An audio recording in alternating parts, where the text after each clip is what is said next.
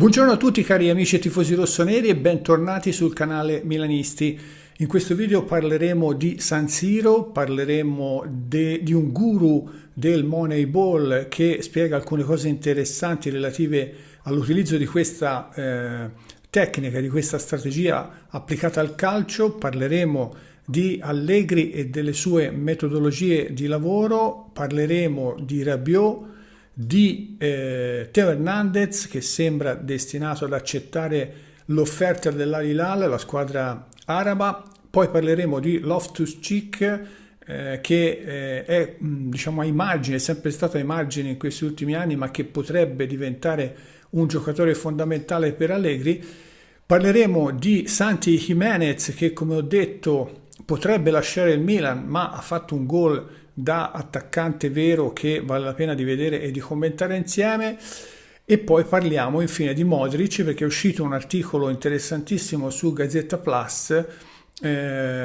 articolo che parla del fatto che Modric potrebbe giocare da play e non da mezzala come ha sempre giocato negli ultimi anni, e tra l'altro questa è una cosa che vi avevo anticipato e vorrei approfondirla per darvi anche le motivazioni per cui avevo affermato che Modric sarebbe stato play nel Milan di Allegri, e quindi ora andiamo a vedere quali sono le motivazioni. Prima di tutto però vi invito a fare 4 cose semplicissime che però sostengono e supportano questo canale: iscrizione, l'accensione della campanella, importantissima perché aiuta l'algoritmo a far trovare questo canale, e quando accendete e cliccate sulla campanella mettete tutte, in modo che tutte le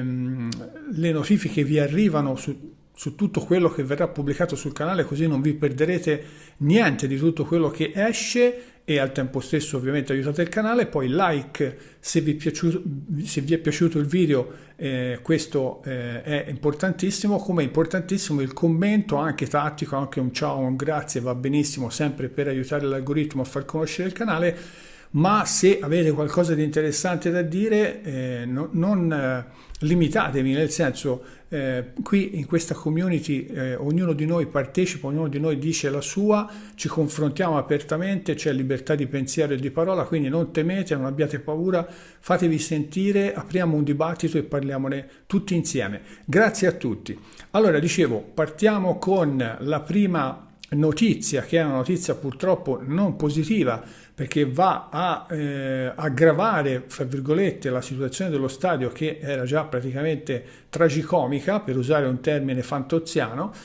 perché praticamente sembra che sia stato presentato un nuovo ricorso al TAR della Lombardia per tentare di bloccare la vendita dello stadio a Inter e Milan. Praticamente il motivo del contendere sarebbe la data inizialmente indicata nel 10 novembre 2025 per la decorrenza del vincolo architettonico sul secondo anello. Questo comitato, che ora non ho capito bene da chi sia composto, comunque, e credo forse che siano più di uno i comitati che si sono uniti per fare questo ricorso al TAR, affermano che questa data, quindi quella del 10 novembre del 2025, è una data errata e che il vincolo sia già attivo, per cui se il TAR dovesse dar ragione a questo ricorso, quindi se dovesse dar ragione a questi comitati che dicono che la data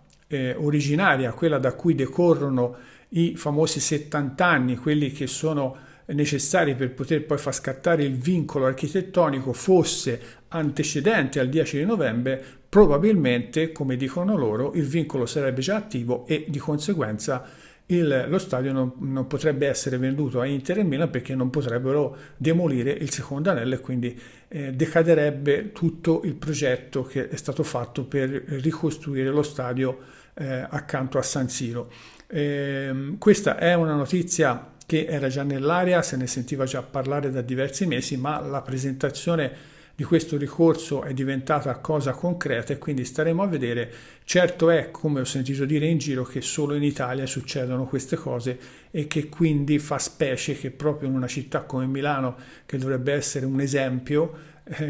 non si riesca a realizzare uno stadio innovativo tecnologicamente avanzato, che inquina non so quante in percentuale, quanto meno del San Siro esistente, che ha meno inquinamento anche acustico, che riqualifica tutta un'intera area, che dà tanti posti di lavoro. Cioè, la cosa assurda che io francamente non riesco a capire è che si voglia preservare un secondo anello. Chiaramente il comitato cerca di utilizzare questo tipo di situazione, quindi il vincolo per la demolizione del secondo anello, non tanto per preservare il secondo anello come se il secondo anello fosse un bene, come dire, un bene storico, un bene artistico. Questo è un pretesto, il vincolo sul secondo anello, per cercare di non far demolire lo stadio. E io mi chiedo, perché si vuole mantenere uno stadio che, se questi comitati riusciranno a far valere questa situazione e questa indicazione, per cui se dovesse poi effettivamente il TAR dargli ragione, Inter e Milan sarebbero costrette ad andare a costruire stradi tipo a San Donato o a Rozzano, e l'impianto di San Siro rimarrebbe sulle spalle del comune, con tutte le conseguenze del caso, cioè sarebbe un disastro economico e anche un disastro ambientale, perché evidentemente se non può essere demolito in quell'area non ci si può costruire niente di nuovo e niente di migliore,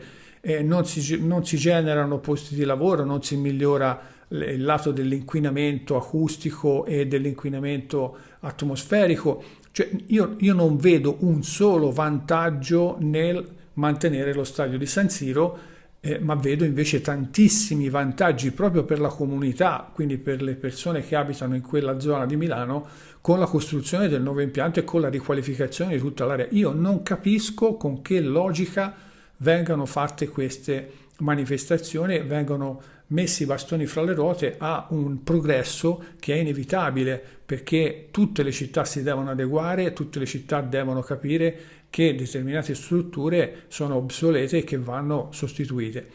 Ditemi cosa ne pensate anche voi, perché io ritengo questa cosa veramente una follia, tutta italiana, fra parentesi.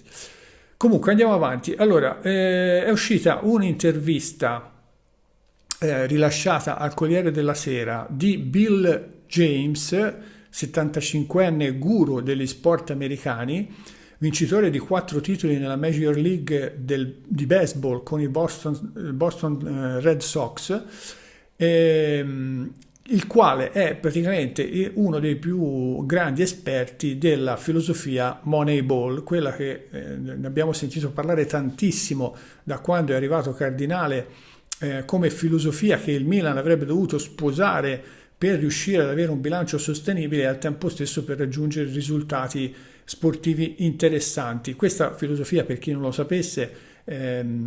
funziona in questo modo. Questi americani che hanno utilizzato per primi questo tipo di strategia, praticamente scelgono i giocatori in base ai dati statistici e non in base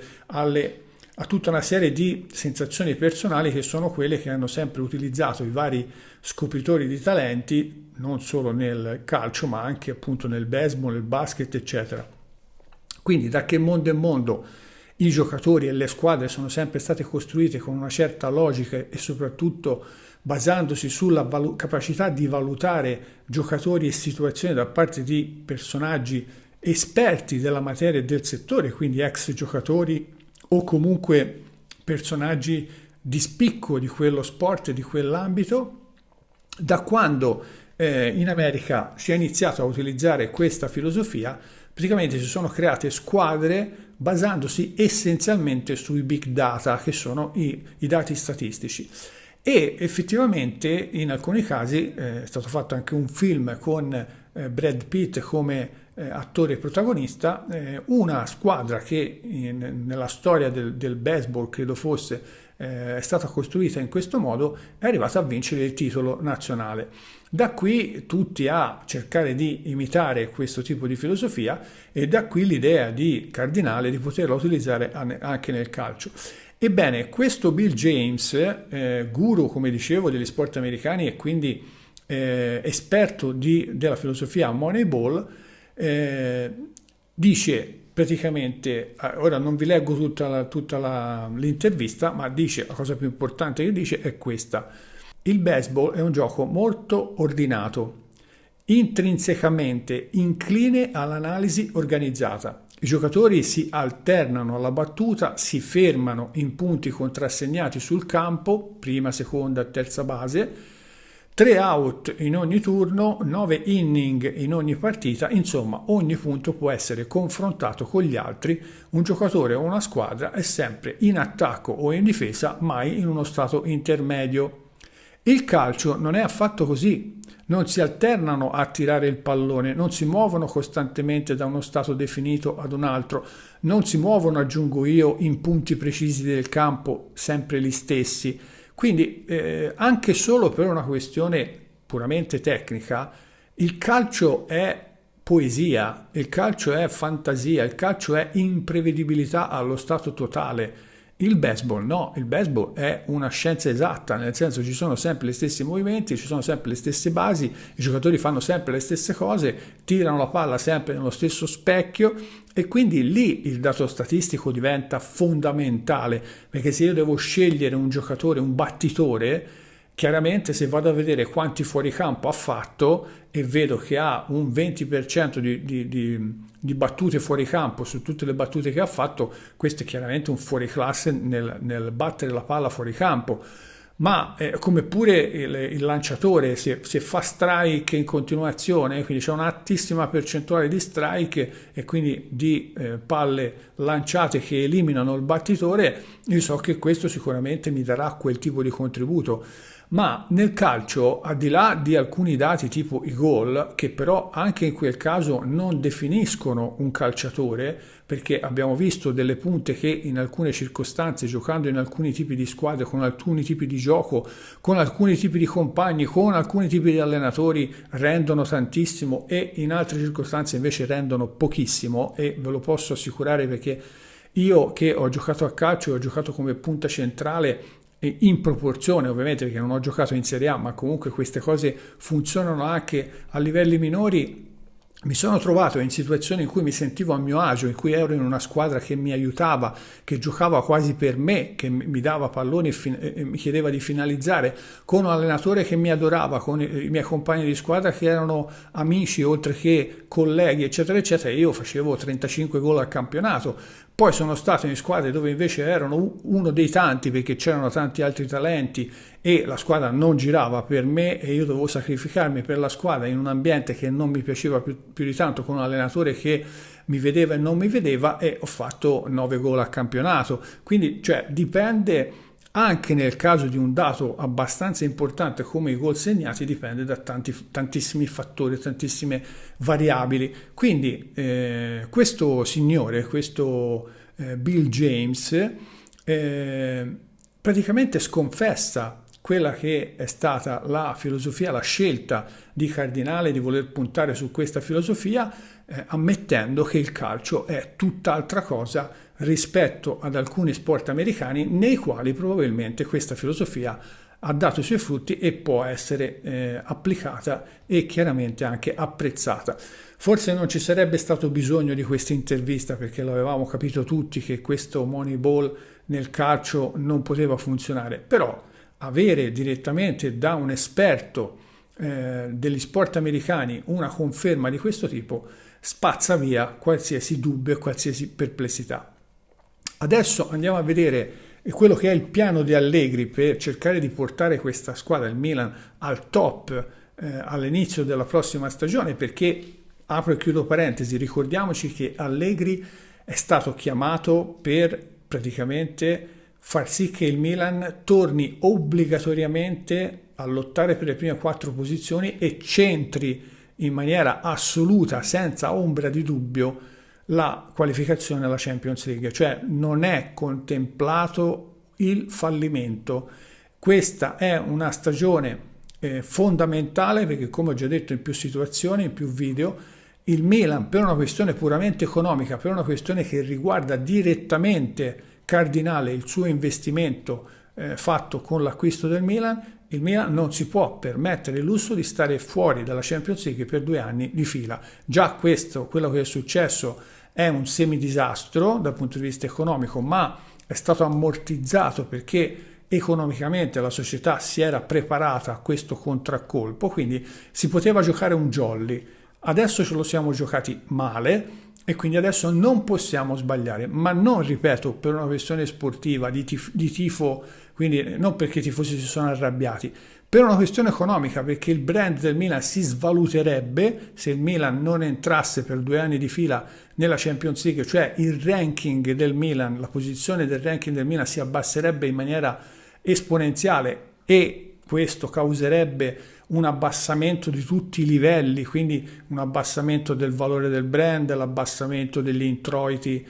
da più parti, le stesse sponsorizzazioni probabilmente verrebbero a mancare, ci sarebbero, cioè a catena succederebbero una serie di cose disastrose, tra le quali anche i giocatori che non vedrebbero più il Milan come una meta dove poter arrivare per andare poi a giocare la Champions League eccetera, ma diventerebbe una squadra meno importante, meno significativa rispetto alle altre, quindi per 1 miliardo di motivi, diciamo così, il Milan non deve sbagliare e quindi Allegri, tutte le scelte che farà Allegri saranno finalizzate a non sbagliare. Quindi quando qualcuno mi chiede di Camarda,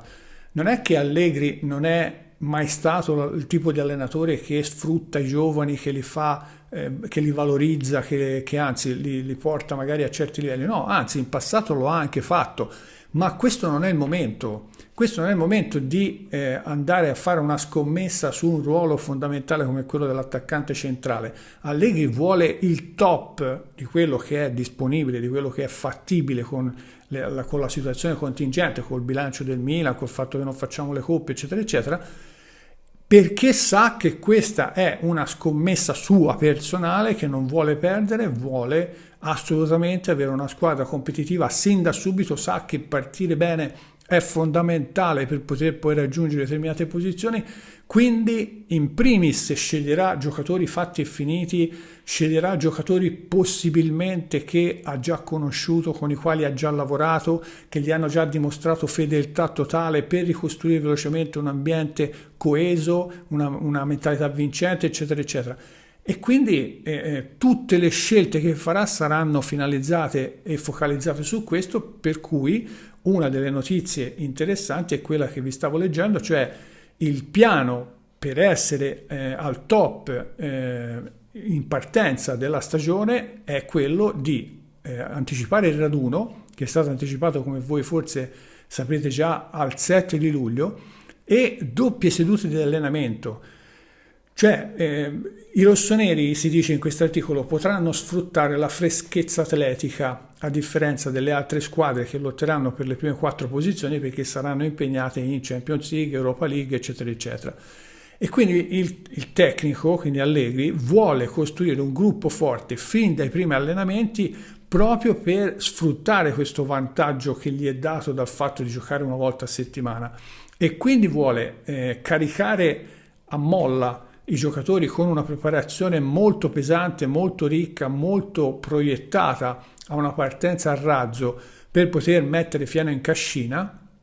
e quindi le doppie sedute di cui si sentiva parlare solo in alcune circostanze saranno all'ordine del giorno, per cui i giocatori che giocheranno nel Milan per la prossima stagione dovranno veramente farsi un mazzo tanto, perché questo tipo di preparazione è veramente pesante. Da una parte dovremo aspettarci che le prime uscite non ci restituiscano la vera squadra, perché chiaramente saranno appesantiti, saranno sulle gambe, eccetera, eccetera, ma l'importante sarà che quando parte il campionato, alla prima partita, il Milan sia già in forma, perché questo è l'obiettivo.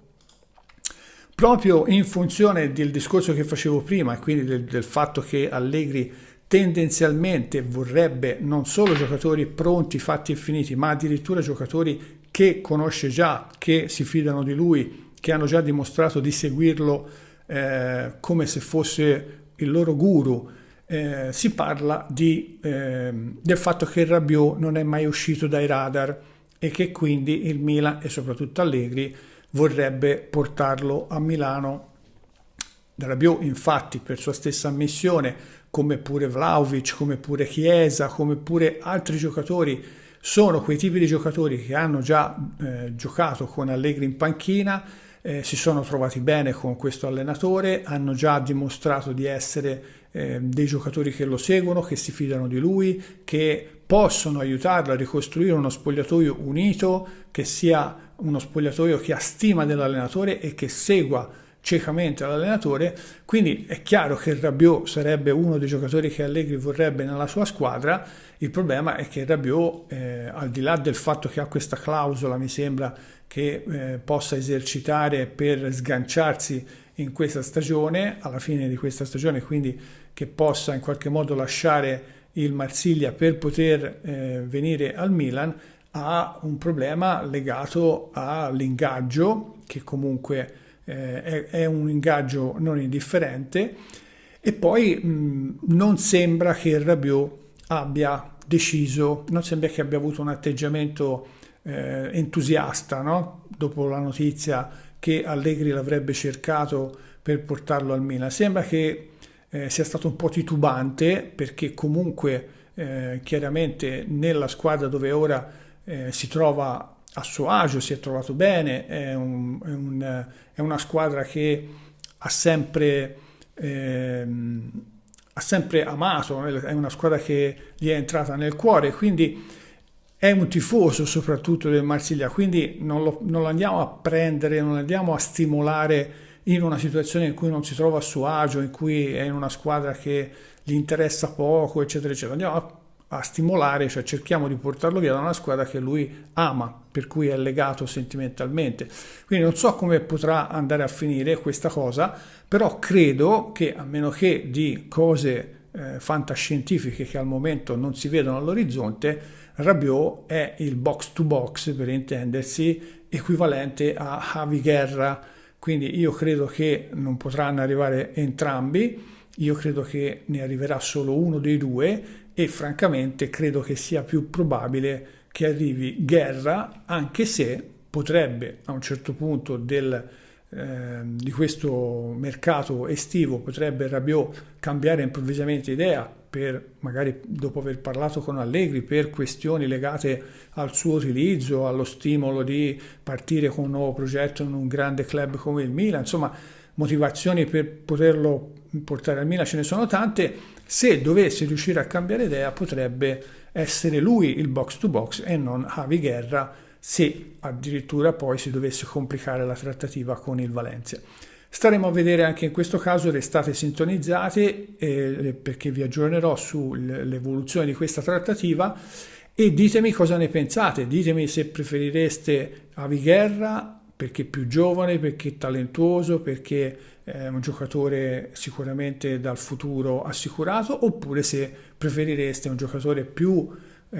fatto e finito, come si suol dire, come Rabiot. Poi, notizia importante, sembra, ma io non ho trovato conferme dal punto di vista dell'entourage di Teo Hernandez, ho trovato conferme del fatto che la notizia sostanzialmente è che sembra che Teo Hernandez abbia aperto all'ipotesi di trasferirsi all'Al Hilal, la squadra araba che aveva offerto 30 milioni più bonus per l'acquisto del giocatore, e che ci farebbe un bel regalo, perché un giocatore a un anno dalla scadenza contrattuale che riesce a piazzare a 30, quasi 5 milioni, sarebbe veramente un gran bel regalo, soprattutto in vista dell'utilizzo di questi soldi che dobbiamo fare sul mercato. Però ripeto, ci sono indicazioni diciamo positive dal punto di vista dell'Al Hilal, perché si è espresso Inzaghi in conferenza stampa, ha detto che i suoi stanno lavorando per portare Teo Hernandez alla sua squadra. Ci sono indicazioni da alcuni interlocutori del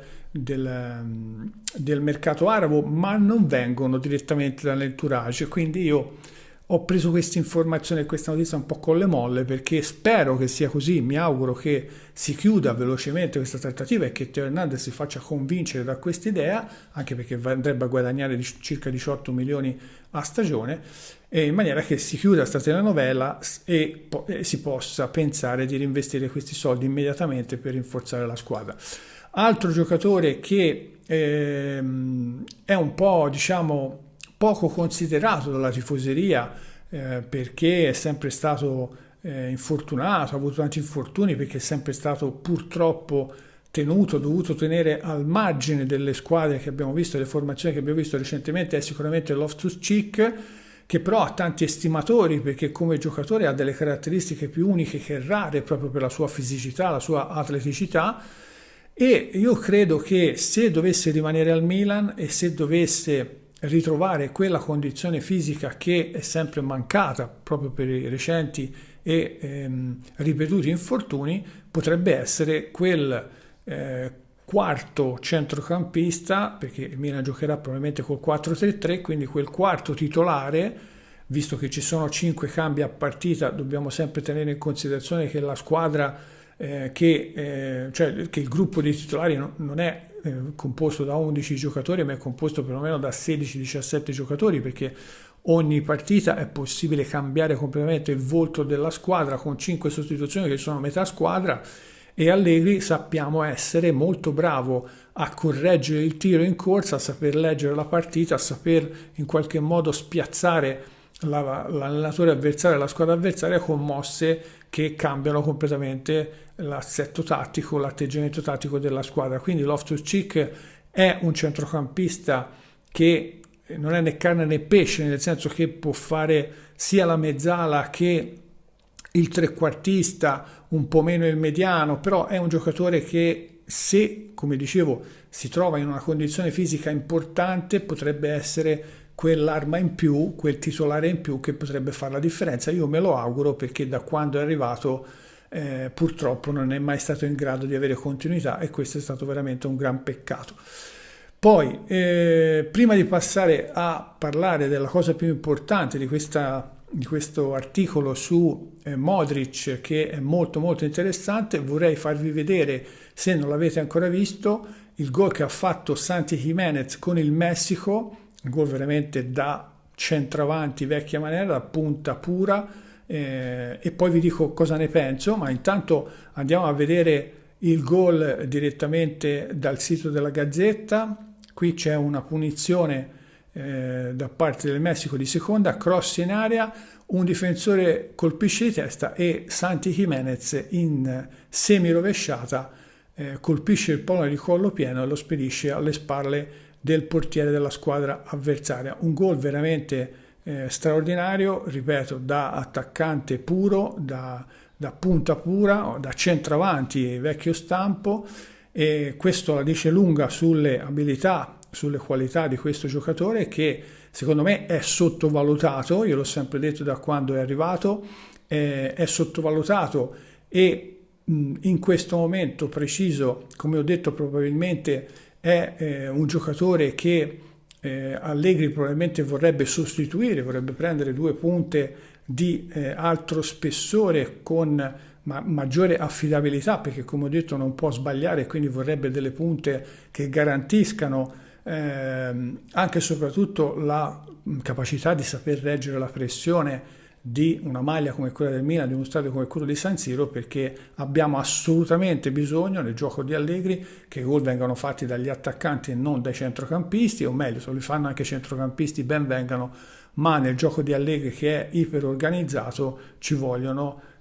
che ognuno faccia il suo mestiere, e quindi ci vuole che i centrocampisti facciano sì gli inserimenti per portare via giocatori, che creino spazio, che facciano passaggi e assist, ma nella maggior parte dei casi i gol li dovranno fare l'attaccante centrale e gli attaccanti esterni. Quindi staremo a vedere come andrà questa storia. È chiaro che ci sono ancora delle possibilità che Santi Jimenez rimanga, soprattutto se il budget non ci consentirà di andare a prendere due attaccanti, e soprattutto se Santi Jimenez non arriveranno per lui offerte significative in modo da non generare minusvalenze, ma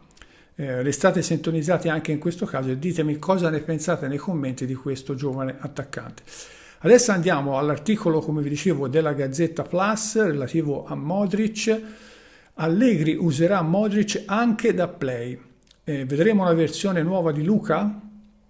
Allora, Luka Modric ha un passaporto valido per tutte le regioni del campo. Con quel talento può essere decisivo in ogni posizione. Il Milan però lo aspetta e ragiona sulla zona in cui farlo giocare nella prossima stagione. C'è una novità all'orizzonte: Modric nel Milan di Allegri dovrebbe giocare anche da play, da centrocampista centrale nel 4-3-3, posizione frequentata poco in carriera. Anzi, se il Milan giocherà con il 4-3-3 è lì che vedremo Modric più spesso. Sono queste le prime idee rossonere in vista del nuovo campionato, e io vi avevo detto proprio qualche video fa, facendovi vedere la lavagna tattica, che a differenza di tutti quelli che dicevano, che erano praticamente il 99,9% che o Modric non avrebbe mai giocato e sarebbe stato in panchina, oppure che avrebbe giocato da mezzala con Xhaka in posizione da vertice basso e da play difensivo, io ero andato in controtendenza dicendo: no ragazzi, vi sbagliate, Modric giocherà da play basso perché è in quella zona del campo che può diventare devastante, perché ha una visione di gioco impressionante, perché può aprire il gioco, può costruire gioco, può lanciare lungo, può fare qualsiasi cosa, e soprattutto perché risparmia tanta energia giocando da play basso rispetto che da mezzala o trequartista.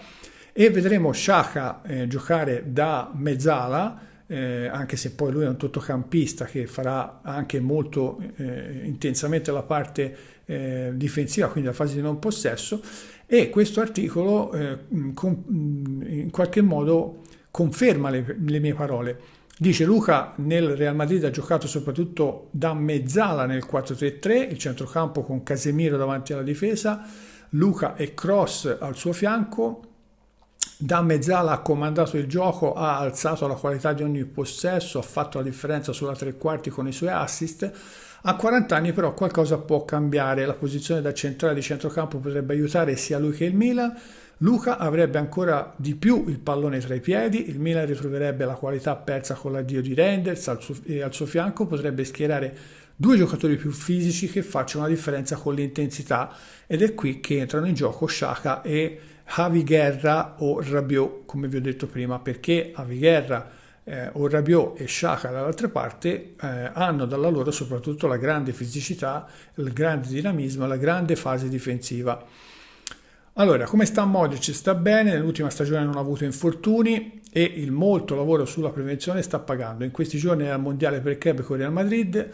All'esordio ha giocato pochi minuti nel finale. Se nulla cambierà, dovrebbe essere all'ultimo atto della sua vita in bianco, quindi nel Real Madrid. Luka e il Milan hanno trovato un accordo per la prossima stagione, un annuale con opzione per il secondo anno. Quell'accordo non è mai stato ufficializzato e allora bisogna aspettare, quindi si aspetterà la fine del mondiale per club, ma io credo che arriverà al 100%. Ha giocato in tutte le posizioni del centrocampo, con la Croazia è uno dei due centrocampisti centrali e spesso ha diviso quella zona con l'amico Matteo Kovacic. Nel club è stato mezzala e trequartista, ha frequentato reparti a 2 o a 3, con lui in fondo la struttura di squadra cambia poco. Modric legge la situazione, governa il pallone con tecnica e trova spazi e prova a crearne di nuovi. In più riesce a essere un leader, primo motivo per cui Gritare lo ha chiamato appena insediato a casa Milan. Luka arriva al Milan da vincente, in queste settimane sta provando ad raggiungere la prima edizione del mondiale per club, ha un elenco di trofei internazionali impressionante: 6 Champions League, 6 edizioni del vecchio mondiale per club, 5 della Supercoppa europea. Giusto 10 anni fa stava per cominciare la stagione chiusa con una delle finali più tese, il derby con l'Atletico di Simeone, deciso ai rigori. Quella finale di Champions League si giocò a San Siro, che lo aspetta come si attende un tifoso tornato a casa. Dove giocherà dentro quello stadio è un problema relativo. E io sono assolutamente d'accordo, Modric può giocare in qualsiasi posizione del centrocampo, ma come vi ho detto, un po' per risparmiare energia, un po' per riaccendere quella luce che qui si fa riferimento a Reinders, ma secondo me la luce a cui si dovrebbe fare riferimento è quella che accese Pirlo proprio in quella posizione una volta venuto al Milan, e quindi per riaccendere la luce, per dare stabilità, equilibrio a una squadra e a un centrocampo che ha bisogno di tantissima qualità, Modric vedrete che giocherà titolare, non sarà riserva. Magari non giocherà tutte le partite intere, magari in alcune partite, se il risultato verrà acquisito, verrà sostituito velocemente per preservarlo, ma Modric sarà un elemento fondamentale del nuovo Milan di Allegri. Per adesso è tutto, spero che questi argomenti vi siano piaciuti, vi abbiano interessato. Mi raccomando, 4 cose importantissime per sostenere il canale: iscrizione, campanella, like e commento. Per adesso è tutto, vi ringrazio per l'attenzione, ci vediamo nei prossimi video, restate sintonizzati, sempre Forza Milan.